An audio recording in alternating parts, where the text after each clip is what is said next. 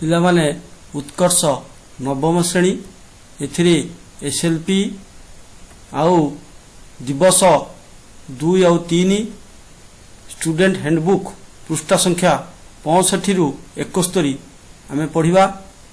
आज जो विषय वस्तु रही टिश्यूर उपक्रम पार्ट 1 एथिरे आमे पढ़िबा टिश्यू काहाकू कहा जाए, टिश्यू केते प्रकार ओ कौन कौन, उद्भिद टिश्यू केते प्रकार, मेरिस्टेमेटिक टिश्यू और स्थायी टिश्यू। देख ये जो देखुच ये केते गुड़िए एक कोशी जीव, ये हूँ क्लामाइडोमोनास, पारामेसियम, एमीबा और यूग्लिना। एमानक शरीर गोटे कोष गठित। ये गोटे कोष साहाय्य से शरीर समस्त क्रिया संपादन करिथांती। देख एठी होची ये केते गुड़िए बहुकोशी जीव, एमानक शरीर बहुत कोष गठित। एमानकर कार्य पाई बहुत गुड़िए कोष पर निर्भर करती। कोष गुड़िकर कार्य मध्य भिन्न भिन्न। एठी जीव जगत रे थिबा समस्त प्राणी और उद्भिद मानकर शरीर एक बा एकाधिक कोष को नहीं गठित। बहुकोशी प्राणी का शरीर अनेक कोष रे गठित होता है। कोष गुड़ी को नहीं टिश्यू गठित होता है। टिश्यूर संज्ञा, टिश्यू कोष मानकर समाहार बा कोष मानकर समाहार को स्थूलतः टिश्यू कहा जाए। वैज्ञानिक फाहांक मतरे समजातीय कोषरु उत्पन्न और एक प्रकार कार्य संपन्न करुथिबा कोष मानकर समाहार को टिश्यू कहा जाए। सेहीपरि समजात और समगठन विशिष्ट अनेक टिश्यू सामूहिक भाव में शरीरर एक निर्दिष्ट कार्य संपादन करुथिले ताहाकू एक अंग कहा जाए। केतक टिश्यू मिसिकी अंग गठन करती। उदाहरण पत्र, कांड, चेर, फूल इत्यादि। एमाने उद्भिद कोषर उद्भिद शरीर अंग। एठी देख चित्र रे केतुड़ी अंग दिहाई। पत्र, चेर, फूल, कांड एमाने एई उद्भिदर सब अंग। तापर देख केतक अंग मिसी अंग संस्थान गठन करिथांती, यथा चेर संस्थान, कांड संस्थान इत्यादि। एठी कोष, कोषरु सृष्टि हुए टिश्यू, टिश्यूरु अंग, अंगरु अंग संस्थान, अंग संस्थानरु जीव, गोटे उद्भिद सृष्टि हुए। एठी देख चित्र रे कोष, कोष गुड़ी को मिसिकी टिश्यू, टिश्यूरु गोटे अंग, एटा होची पत्र, से अंग गुड़िक मिसिकी अंग संस्थान, एटा होची कांड संस्थान। आउ अंग संस्थान मिसिकी जीव सृष्टि करती। गोटे उद्भिद सृष्टि है जीव। तापर देख उद्भिद टिश्यू आकार, स्थान, कार्य और विकास को आधार करी यही उद्भिद टिश्यू को दुई भाग विभक्त करा जायछि। मेरिस्टेमेटिक टिश्यू जोटा कि प्रविभाज्य टिश्यू आउ स्थायी टिश्यू। जो टिश्यूर विभाजन क्षमता रही थाए ताहाकू मेरिस्टेमेटिक टिश्यू कहा जाए। आउ एही टिश्यूरु उद्भिदर समस्त पत्र, चेर, डाल और फूल सृष्टि होता है। मेरिस्टेमेटिक टिश्यू स्थान अनुजाई मेरिस्टेमेटिक टिश्यू को 3 भाग में विभक्त करा जायछि, यथा अग्रस्थ मेरिस्टेम, पार्श्विक मेरिस्टेम, अंतर्विष्ट मेरिस्टेम।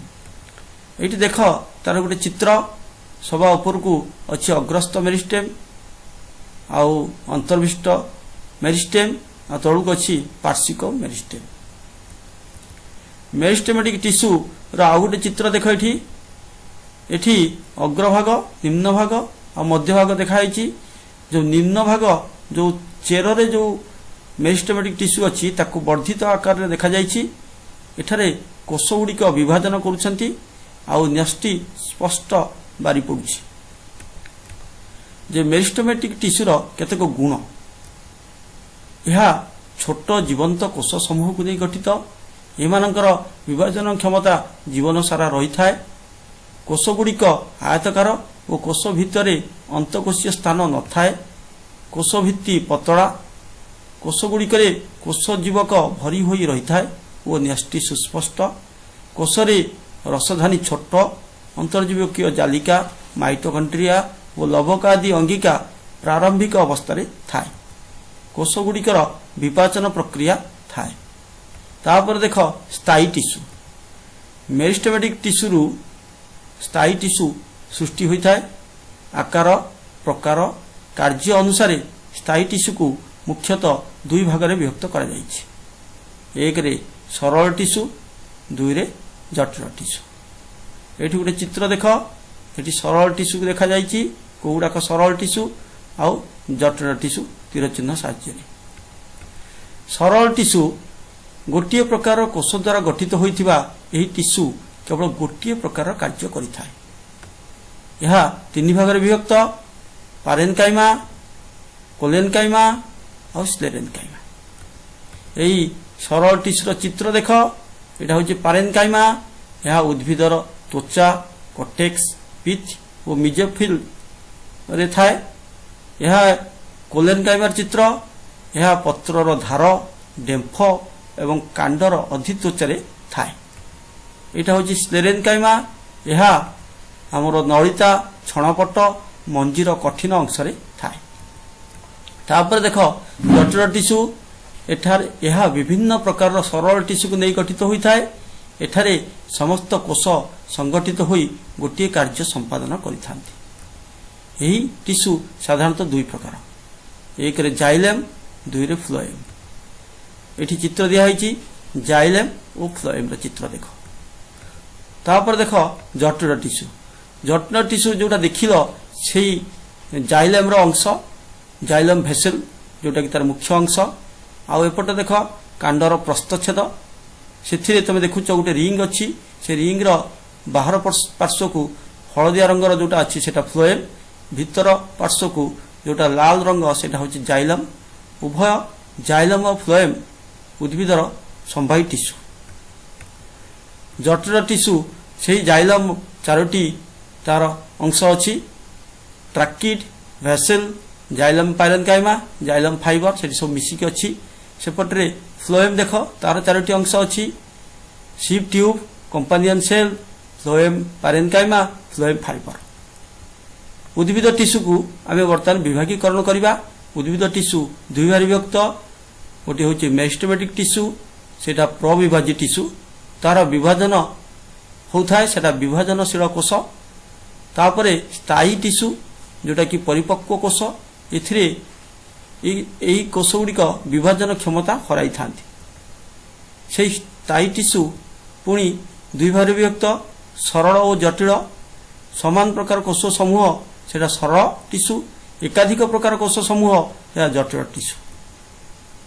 ସରଳ ଟିସ୍ୟୁ ପୁଣି ତିନି ଭାଗରେ ବିଭକ୍ତ: ପାରେନକାଇମା, କୋଲେନକାଇମା, ସ୍ଲେରେନକାଇମା। ପାରେନକାଇମା, ଯେଉଁ ପାରେନକାଇମାରେ ହରିତ କଣିକା ଥାଏ ବା ସେମାନେ ଖାଦ୍ୟ ପ୍ରସ୍ତୁତ କରନ୍ତି, ସେ ପାରେନକାଇମାକୁ କୁହାଯାଏ କ୍ଲୋରେନକାଇମା। ସେହିପରି ଯେଉଁ ପାରେନକାଇମାରେ ବେଶୀ ଫାଙ୍କା ସ୍ଥାନ ଥାଏ ସେମାନେ ମାନେ ପାଣିରେ ଭାସନ୍ତି, ଭାସିବାରେ ସାହାଯ୍ୟ କରନ୍ତି, ସେ ପ୍ରକାର ପାରେନକାଇମାକୁ ଏରେନକାଇମା କୁହାଯାଏ। ଏଠି ଦେଖ ଜଟିଳ ଟିସ୍ୟୁ ଦୁଇ ପ୍ରକାର, ଗୋଟେ ହେଉଛି ଜାଇଲମ୍ ଆଉ ଗୋଟେ ଫ୍ଲୋଏମ୍। ପୁନର୍ବାର ଜଟିଳ ଟିସ୍ୟୁର ଯେଉଁ ଅଛି ଜାଇଲମ୍, ଫ୍ଲୋଏମ୍, ଜାଇଲମ୍କୁ ଆମେ ବିଭାଗୀକରଣ କରିବା ଆଉ ଫ୍ଲୋଏମ୍କୁ ମଧ୍ୟ ବିଭାଗୀକରଣ କରିବା। ଜାଇଲମ୍ ଚାରୋଟି ଅଂଶରେ ବିଭକ୍ତ: tracheid, vessels, xylem parenchyma, xylem fibre. ସେହିପରି ଫ୍ଲୋଏମ୍ ମଧ୍ୟ ଚାରୋଟି ଅଂଶରେ ବିଭକ୍ତ: sieve tube, companion cell, phloem parenchyma, phloem fibre.